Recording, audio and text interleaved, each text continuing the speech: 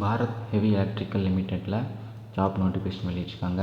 இதில் engineer trainee and supervisor trainee அப்படின்னு 2 கேட்டகரியில் ஜாப் நோட்டிஃபிகேஷன் வெளியிட்டிருக்காங்க.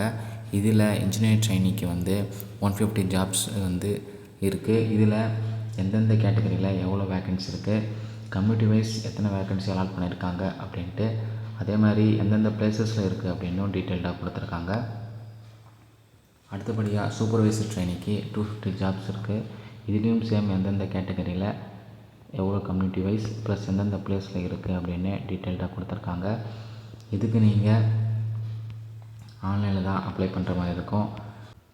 ஒவ்வொரு பணிக்கும் என்ன கல்வி தகுதி இருக்கணும், வயது வரம்பு எவ்வளோ, வயது வரம்பு தளர்வு எவ்வளோ அப்படின்னு தெளிவாக கொடுத்துருக்காங்க.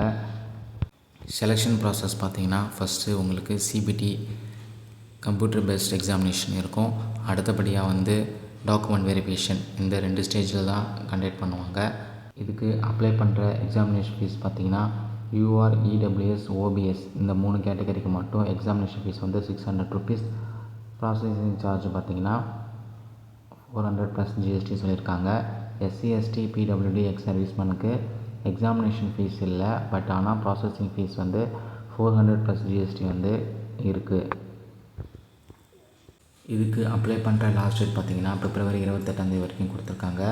டேட் ஆஃப் எக்ஸாமினேஷன் ஏப்ரல் மந்தோட 11, 12 அண்டு 13 நடக்கும்னு சொல்லியிருக்காங்க. அட்மிட் கார்டு ஏப்ரல் மந்தோட ஃபஸ்ட் வீக்கு ரிலீஸ் பண்ணணும்னு சொல்லியிருக்காங்க.